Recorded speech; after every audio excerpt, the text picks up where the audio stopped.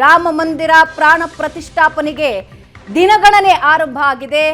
ರಾಮ ಮಂದಿರದಲ್ಲಿ ಪ್ರತಿಷ್ಠಾಪನೆಯಾಗೋದಕ್ಕೆ ಕನ್ನಡಿಗ ಅರುಣ್ ಯೋಗಿರಾಜ್ ಕೆತ್ತಿರುವ ರಾಮಲಲ್ಲಾನ ಮೂರ್ತಿ ಫೈನಲ್ ಆಗಿದೆ. ಇಡೀ ಕನ್ನಡಿಗರಿಗೆ ಇದು ಹೆಮ್ಮೆಯ ವಿಷಯ. ಕರುನಾಡ ರಾಮ ಅಯೋಧ್ಯೆಯಲ್ಲಿ ವಿರಾಜಮಾನನಾಗಲಿದ್ದಾನೆ. ಜನವರಿ 22ನೇ ತಾರೀಕು ಪ್ರಾಣ ಪ್ರತಿಷ್ಠಾಪನೆ ನೆರವೇರುತ್ತೆ. ಅರುಣ್ ಯೋಗಿರಾಜ್ ಕೆತ್ತಿರುವ ಶಿಲ್ಪ ಫೈನಲ್ ಆಗಿದೆ. ರಾಮಲಲ್ಲಾ ವಿಗ್ರಹ ಫೈನಲ್ ಆಗಿದೆ. ಇಡೀ ಕರುನಾಡಿಗೆ ಇದು ಸಂಭ್ರಮದ ವಿಷಯ. 3 ಜನ ಶಿಲ್ಪಿಗಳು ಕೆತ್ತಿದ 3 ವಿಗ್ರಹಗಳು ಫೈನಲ್ ಆಗಿದ್ವು. ಅದರಲ್ಲಿ ಒಂದು ಆಯ್ಕೆಯಾಗಬೇಕಾಗಿತ್ತು. ಕರ್ನಾಟಕದವರೇ ಆದ ಗಣೇಶ್ ಭಟ್ ಅವರು ಒಂದು ಮೂರ್ತಿಯ ಕೆತ್ತನೆ ಮಾಡಿರ್ತಾರೆ, ಅರುಣ್ ಯೋಗಿರಾಜ್ ಮಾಡಿರ್ತಾರೆ. ಉತ್ತರದಿಂದ ನಾರಾಯಣ ಸ್ವಾಮಿ ಪಾಂಡೆ ಅನ್ನೋರು ಅಮೃತಶಿಲೆಯಲ್ಲಿ ಕೆತ್ತನೆ ಮಾಡಿರ್ತಾರೆ. ಆದರೆ ಅಂತಿಮವಾಗಿ ಅರುಣ್ ಯೋಗಿರಾಜ್ ಕೆತ್ತಿರುವ ಶಿಲ್ಪ ಫೈನಲ್ ಆಗಿದೆ. 51 ಇಂಚು ಸರಿಸುಮಾರು 4+ ಅಡಿಗಳ ಎತ್ತರದ ಮೂರ್ತಿ ಫೈನಲ್ ಆಗಿದೆ.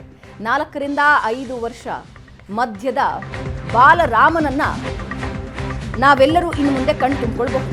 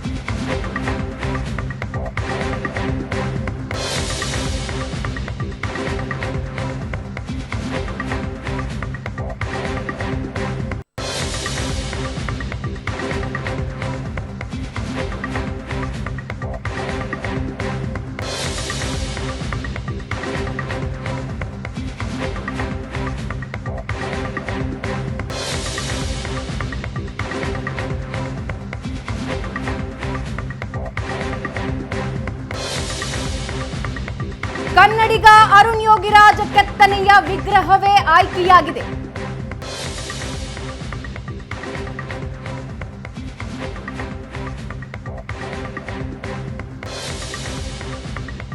ರಾಮನ ಹುಟ್ಟೂರು ಅಯೋಧ್ಯೆಯಲ್ಲಿ ಕರುನಾಡ ರಾಮ ಪ್ರತಿಷ್ಠಾಪನೆಯಾಗಲಿದ್ದಾನೆ. 11 ಜನ ಟ್ರಸ್ಟಿಗಳು ಒಪ್ಪಿದ ರಾಮನ ಮೂರ್ತಿ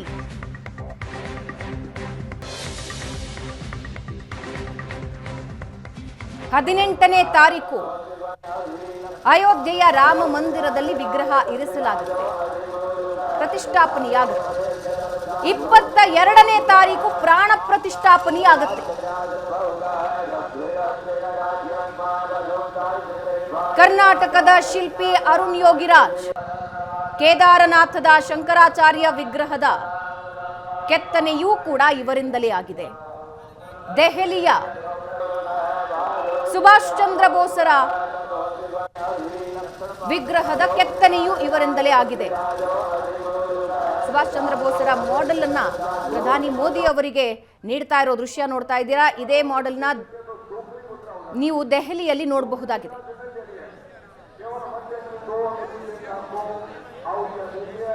ನಾಲ್ಕರಿಂದ 5 ತಲೆಮಾರುಗಳು ಕೆತ್ತನೆಯಲ್ಲಿ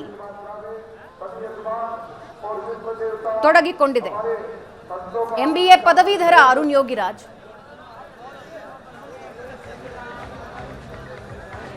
ಕೆತ್ತನೆ ಕೆಲಸ ಬಿಟ್ಟು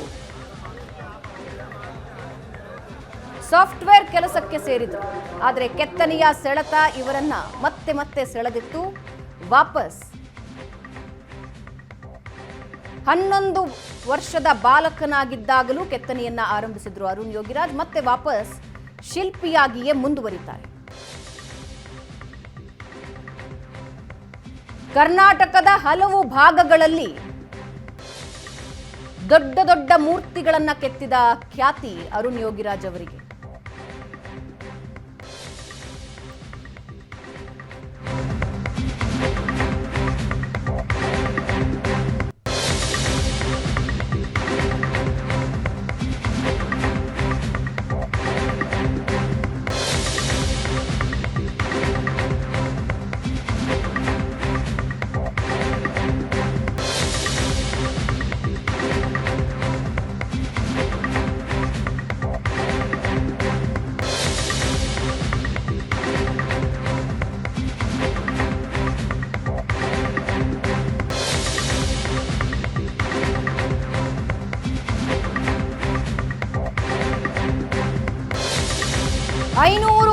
ವರ್ಷಗಳ ಹೋರಾಟದ ನಂತರ ಅಸಂಖ್ಯ ರಾಮ ಭಕ್ತರ ಕನಸು ಸಾಕಾರಗೊಳ್ತಾ ಇದೆ. ರಾಮಲಲ್ಲಾ ಮೂರ್ತಿ ಪ್ರತಿಷ್ಠಾಪನೆಯಾಗತ್ತೆ, ಪ್ರಾಣ ಪ್ರತಿಷ್ಠೆಯಾಗತ್ತೆ. ಆ ರಾಮಲಲ್ಲಾ ಮೂರ್ತಿ ಕರ್ನಾಟಕದ ಶಿಲ್ಪಿ ಅರುಣ್ ಯೋಗಿರಾಜ್ ಕೆತ್ತನೆ ಮಾಡಿರುವ ಶಿಲ್ಪ.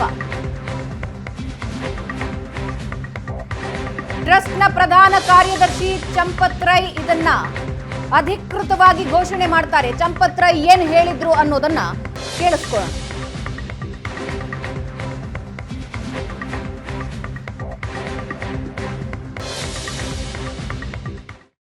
अरुण योगीराज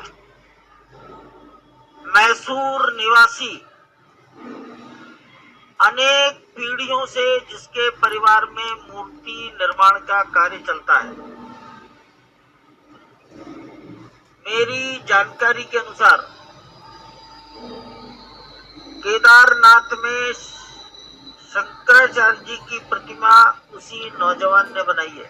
बहुत कम उम्र का है, 40-45 से ज्यादा नहीं लगता मुझे। अत्यंत विनम्र, हंसमुख। दिल्ली में इंडिया गेट के नीचे, छतरी के नीचे शायद सुभाष चंद्र बोस की स्थापना हुई है। वो प्रतिमा भी उसी योगीराज ने बनाई है, अरुण योगीराज। और जिस तरह से उसने यह जीवन जिया है, शायद आप सोच नहीं सकते। उसने 15-15 दिन, 20 दिन फोन अपने पास नहीं रखा, अपने बच्चों से बात नहीं की। इतना एकाग्र होकर किया है। उसकी मूर्ति का चयन किया गया है और सभी लोगों ने उसकी मूर्ति की प्रशंसा की। सभी का अर्थ है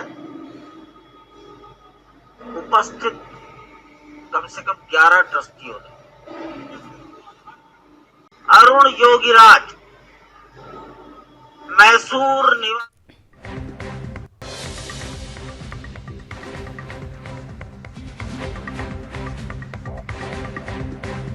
ಶಂಕರಾಚಾರ್ಯರ, ಸುಭಾಷ್ ಚಂದ್ರ ಬೋಸರ ಪ್ರತಿಮೆಯನ್ನ ಕೆತ್ತನೆ ಮಾಡಿದ ಅರುಣ್ ಯೋಗಿರಾಜ್ ಅಯೋಧ್ಯೆಯ ಬಾಲರಾಮನ ಮೂರ್ತಿಯ ಕೆತ್ತನೆ ಮಾಡಿದ್ರು. ನಮ್ಮವರೇ ಆದ ಮತ್ತೊಬ್ಬ ಶಿಲ್ಪಿ ಕೆತ್ತನೆಯನ್ನ ಮಾಡಿದ್ರು.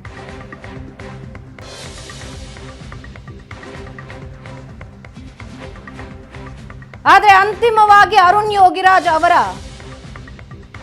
ಕೆತ್ತನೆಯ ಮೂರ್ತಿ ಫೈನಲ್ ಆಗಿದೆ.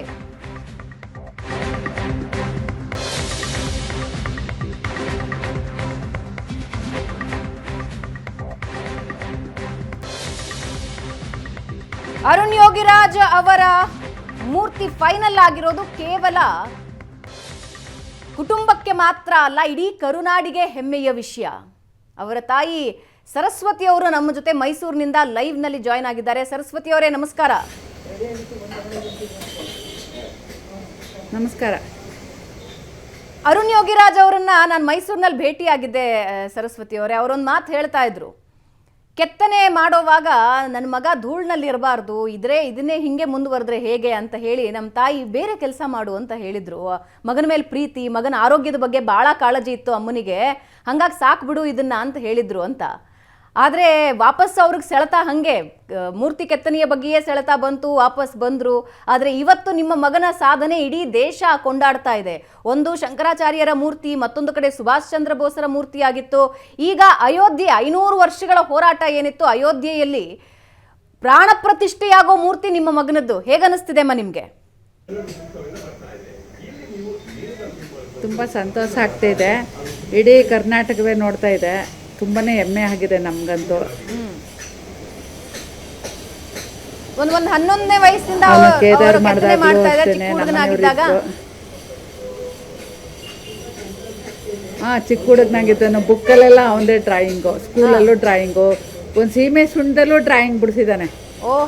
ಕೆತ್ತಿದ್ದಾನೆ. ಅದರಲ್ಲೂ ಎತ್ತಿಟ್ಕೊಂಡಿದ್ದೀನಿ. ಹೌದಾ? ಏನ್ ಕೆತ್ತನೆ ಮಾಡಿದ್ರು ಸೀಮೆ ಸುಣ್ಣದಲ್ಲಿ? ಸೀಮೆ ಸುಣ್ಣದಲ್ಲಿ ಒಂದು ಗಾಂಧಿನೇ ಏನೋ ಬಿಡಿಸಿದ್ದಾನೆ. ಓ ಹೌದಾ? ನಿಮ್ಮ ಹತ್ರ ಇದೆಯಾ ಇನ್ನೂ ಅದು? ವಯಸ್ಸಿಂದನೂ ಅಷ್ಟೇ ಡ್ರಾಯಿಂಗಲ್ಲೇ ಫಸ್ಟು. ನಿಮ್ಮ ಹತ್ರ ಇದೆಯಾ ಇನ್ನೂ ಅದು? ಅದೆಲ್ಲ ಇಟ್ಟಿದ್ದೀನಿ, ನೋಡಬೇಕು ಇಟ್ಟಿದ್ದೀನಿ. ತಮ್ಮ ಮನಸ್ಸು ಯಾವ್ದು ಕಡೆ ಸೆಳೆಯುತ್ತೋ ಅದ್ರ ಕಡೆನೆ ಹೋದ್ರೆ ಯಶಸ್ಸು ಕೈಗೆ ಬಂದೇ ಬರುತ್ತೆ ಅನ್ನೋದನ್ನ ನಿಮ್ಮ ಮಗ ಪ್ರೂವ್ ಮಾಡಿದ್ದಾನೆ. ನೀವೇ ಹೇಳಿದ ಹಾಗೆ ನಿಮ್ಮ ಮಗ ಧೂಳಲ್ಲಿರಬಾರ್ದು, ಆರೋಗ್ಯ ಚೆನ್ನಾಗಿರ್ಬೇಕು, ಸಾಕು ಬಿಡು, ನೀನು ಏನು ಓದಿದ್ಯೋ ಅದನ್ನ ಮುಂದುವರ್ಸ್ಕೊಂಡು ಹೋಗು ಅಂತ ಹೇಳಿದ್ರಂತೆ, ಹೌದಾ? ಹೌದು, ಅವನು ವಾಲಿಬಾಲ್ ಕೋಚು, ವಾಲಿಬಾಲಲ್ಲೂ ಫಸ್ಟು. ಓಹೋ. ಮತ್ತು ಅವರು ವಾಲಿಬಾಲ್ ಕೋಚು ನಮಗೆ ಕೊಟ್ಬಿಡಿ ನಿಮ್ಮ ಮಗನ ಅನ್ನೋರು.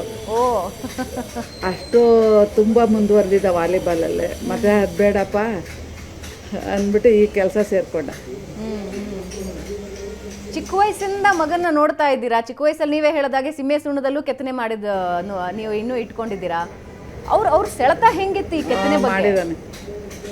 ಹೆಂಗ್ ಕಲ್ತ್ರು? ಅಂದ್ರೆ ಹೌದು, ನಮ್ಮ ಮನೆತನದಲ್ಲಿ 4ರಿಂದ 5 ತಲೆಮಾರು ಕೆತ್ತನೆ ಮಾಡ್ಕೊಂಡು ಬರ್ತಾ ಇದೆ. ಆದ್ರೆ ಅವ್ರ ಕಸಿನ್ಗಳು ಮಾತಾಡ್ತಾ ಇದ್ದಿದ್ದನ್ನ ನಾನು ಕೇಳಿಸ್ಕೊಂಡೆ. ನಾವೆಲ್ಲರೂ ಆಟ ಆಡ್ತಾ ಇದ್ರೆ ಅಲ್ಲೇ ಕೂತ್ಕೊಂಡು ಒಂದು ಡ್ರಾಯಿಂಗ್ ಮಾಡ್ಬಿಡ್ತಾ ಇದ್ರು ಅರುಣ್ ಯೋಗಿರಾಜ್ ಅಂತ. ಹೌದು. ಅಯ್ಯೋ, ಸ್ಕೂಲ್ ಮಿಸ್ಸು, ಹೆಡ್ ಮಿಸ್ ಇವರೆಲ್ಲರೂ ಅವ್ನು ನೋಡಿ ಖುಷಿ ಪಡೋರು. ಅಯ್ಯೋ, ನಿಮ್ಮ ಹುಡುಗ ಯಾವ ಬುಕ್ ಅಂದ್ರೆ ಅದ್ರಲ್ಲಿ ಬರ್ಬಿಡ್ತಾನೆ, ಡ್ರಾಯಿಂಗ್ ಅವ್ರು ಹೇಗಿರುತ್ತೆ ಹಂಗೆ ಬರ್ಬಿಡ್ತಿದ್ದ. ಇವಾಗಲೂ ಕೂಡ ಒಂದು ಕಲ್ಲಲ್ಲೂ ಕೂಡ ನಾನು ಗಣಪತಿ ತಗೊಂಡೋಗಟ್ರಲ್ಲಿ ಕಲ್ಲಲ್ಲೇ ಮಾಡಿಬಿಟ್ಟು ಪೂಜೆ ಮಾಡಿಬಿಡ್ತಿದ್ದ. ಓಕೆ. ಅವ್ರ ತಾತನ್ನು ಹಂಗೆ ಗೋಡೆ ಮೇಲೆ ಬಿಡಿಸ್ಬಿಟ್ಟಿದ್ದಾನೆ. ಹೌದಾ? ನಾನು ಅಲ್ಲಿ ಲೊಕೇಶನ್ಗೆ ಬಂದಾಗ ಒಂದು ನಾಟ್ಯ ಭಂಗಿ ನಟರಾಜನನ್ನು ತೋರಿಸಿದ್ರು ಫೋಟೋದಲ್ಲಿ. ಬಹಳ ಸೊಗಸಾಗಿತ್ತು. ಅಂದ್ರೆ ಇವತ್ತಿನವರೆಗೂ ನಟರಾಜನ್ ನಾವು ಹಂಗೆ ನೋಡೋದಕ್ಕೆ ಸಾಧ್ಯನೇ ಇಲ್ಲ. ಯಾರೂ ಕಲ್ಪನೆ ಮಾಡ್ಕೊಳ್ಳದೆ ಇರೋದನ್ನ ಅರುಣ್ ಕಲ್ಪನೆ ಮಾಡ್ಕೊಂಡು ಕೆತ್ತನೆ ಮಾಡ್ತಾರೆ. ಅದು ಬಹುಶಃ ಅವ್ರಿಗೆ ಒಲ್ದಿರೋದು ಅನ್ಸುತ್ತೆ, ಕಲೆ ಒಲ್ದಿರೋದು ಅನ್ಸುತ್ತೆ. ಹೌದು. ಮತ್ತೆ ಅವ್ರ ತಾತನ ನೋಡ್ಕೊಂಡು ಅವ್ರ ತಾತ ಹೇಗಿದ್ರು ಹಂಗೆ ಬಿಡಿಸ್ಬಿಟ್ಟಿದ್ದಾನೆ. ಅವರ ಕೆಲಸ ಮಾಡತ್ತವ ನಮ್ಮ ತಾತನ ನೋಡ್ಕೊಂಡು ನಾನು ಮಾಡಬೇಕು ಅಂದ್ಬಿಟ್ಟು ಗೋಡೆಲ್ಲೇ ಬಿಡಿಸ್ಬಿಟ್ಟಿದ್ದಾನೆ. ತುಂಬ ನೋಡೋಕ್ಕೆ ಆಶ್ಚರ್ಯ. ಓ, ಈಗ ಮಗ ಏನೇ ಮಾಡಿದ್ರು ಅದರಲ್ಲಿ ಇದು ಚೆನ್ನಾಗಿಲ್ಲ ಅದು ಚೆನ್ನಾಗಿಲ್ಲ ಅಂತೆಲ್ಲ ಹೇಳಕ್ಕಾಗಲ್ಲ. ನಿಮಗೆ ಏನು ಭಾಳ ಇಷ್ಟ ಇವತ್ತಿನವರೆಗೂ ಕೆತ್ತನೆ ಮಾಡಿರೋದ್ರಲ್ಲಿ? ಬಾಲರಾಮ ಆಬ್ವಿಯಸ್ಲಿ ನಿಮ್ಮ ಫೇವ್ರೇಟೇ ಆಗತ್ತೆ. ಆದರೆ ಅದನ್ನು ಬಿಟ್ಟು ಯಾವ ಕೆತ್ತನೆ ನಿಮಗೆ ಭಾಳ ಇಷ್ಟ ಆಗಿದೆ ಇವತ್ತಿನವರೆಗೆ ಮಗ ಕೆತ್ತಿದ್ರಲ್ಲಿ? ಯಾವ್ದು ಮಾಡೋದು ಸಂತೋಷನೇ. ಶಂಕರಾಚಾರ್ಯರ ಮೂರ್ತಿ ಕೆತ್ತನೆ ಮಾಡೋ ಟೈಮಲ್ಲಿ ಹೀಗೆ ಮಾತಾಡ್ತಾ ಅವ್ರು ಹೇಳ್ಕೊಂಡ್ರು, ಅರುಣ್ ಯೋಗಿರಾಜ್, ನಮ್ಮ ತಂದೆ ಶಂಕರಾಚಾರ್ಯರ ಮೂರ್ತಿ ಉದ್ಘಾಟನೆ ಆಗೋ ಟೈಮಲ್ಲಿ ಇರಬೇಕಿತ್ತು, ಬಹಳ ಖುಷಿ ಪಟ್ಟಿರೋರು. ಬಟ್ ನಾನು ಕೆತ್ತನೆ ಮಾಡುವಾಗ ಅವರಿದ್ದರು, ಬಹಳ ಖುಷಿ ಪಡ್ತಾ ಇದ್ರು ಅಂತ. ಅವ್ರ ತಂದೆ ಹೆಂಗೆ ಮಗನ ಈ ಕೆತ್ತನೆನೆಲ್ಲ ನೋಡಿ ಏನಂತಿದ್ರು? ಹೌದು, ಅವ್ರು 6 ಗಂಟೆಗೆ ಕೂತ್ಕೊಂಡ್ರೆ 10 ಗಂಟೆಗೆ ಒಂದು ವಿಗ್ರಹ ಇಳಿಸ್ಬಿಡ್ತಿದ್ರು. ಹೌದಾ? ಓ, ಆ ಮೂರ್ತಿನ ಒಂದು ಲೆವೆಲ್ಗೆ ತಂದ್ಬಿಡೋರು ನಮ್ಮ ಮನೆಯವರು. ಹೌದು, ಅಷ್ಟು ಫಾಸ್ಟ್.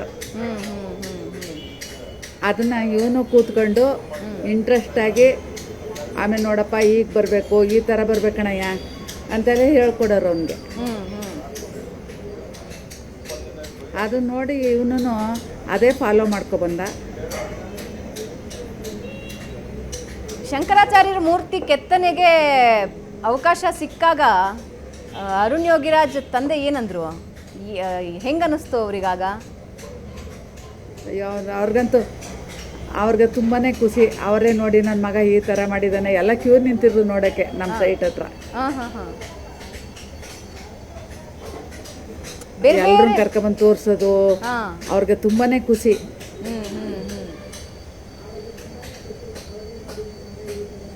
ಈಗ ಬೇರೆ ಬೇರೆ ಕೆತ್ತನೆಗಳನ್ನು ನೋಡ್ತೀವಿ ಸರಸ್ವತಿ ಅವರೇ. ಆದರೆ ಅರುಣ್ ಯೋಗಿರಾಜು ಇದನ್ನು ನಮ್ಮ ಜೊತೆ ಮಾತಾಡ್ತಾ ಹೇಳಿದ್ರು, ಒಂದು ಸಲ ಒಂದು ಶಿಲ್ಪ ಕೆತ್ತನೆ ಮಾಡಿದ್ದೆ, ಅದರ ಕಣ್ಣು ಕೆತ್ತನೆ ಮಾಡುವಾಗ ಆ ಕಣ್ಣು ಕೆತ್ತನೆಯಾದ ನಂತರ ಅದಕ್ಕೊಂದು ಕಳೆ ಬಂತು ಅಂತ.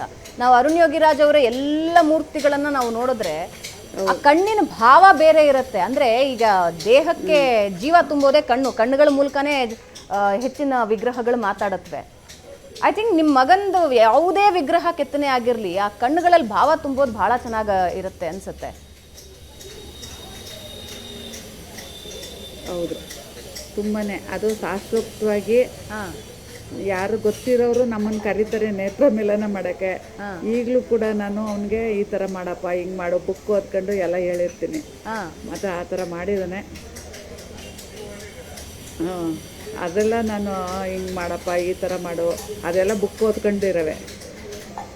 ಓಕೆ, ಯಾವ ರೀತಿ ಪ್ರಿಪೇರ್ ಆಗ್ತಾರೆ ಅನ್ನೋದನ್ನ ತಿಳ್ಕೊಳಕ್ ನನಗೂ ಕುತೂಹಲ ಇದೆ. ಮಗನ್ ನೋಡಿರ್ತೀರಾ, ಒಂದು ಪ್ರತಿಮೆ ಕೆತ್ತನೆ ಮಾಡಬೇಕು ಅಂದ್ರೆ ಮಗ ಏನೇನೆಲ್ಲ ಮಾಡ್ತಾರೆ ಅಂತ. ಒಂದು ಚಿಕ್ಕ ಬ್ರೇಕ್ ತಗೋತೀನಿ ಸರಸ್ವತಿ ಅವರೇ, ವಾಪಸ್ ಬರ್ತೀನಿ.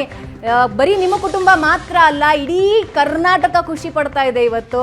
ನಿಮ್ಮ ಮನೆಯ ಮಗ ಹೌದು, ಆದರೆ ಕರುನಾಡಿನ ಮಗನೂ ಹೌದು ಅರುಣ್ ಯೋಗಿರಾಜ್. ಹಾಗಾಗಿಯೇ ಇಡೀ ಕರ್ನಾಟಕಕ್ಕೆ ಅದೊಂದು ಖುಷಿ ವಿಷಯ. ವಾಪಸ್ ಬರ್ತೀನಿ ಒಂದು ಚಿಕ್ಕ ಬ್ರೇಕ್ ಆದ್ಮೇಲೆ.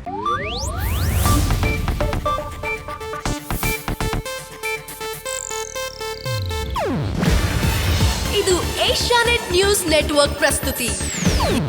ನೀವು ನೋಡ್ತಿದ್ದೀರಾ ಏಷ್ಯಾನೆಟ್ ಸುವರ್ಣ ನ್ಯೂಸ್.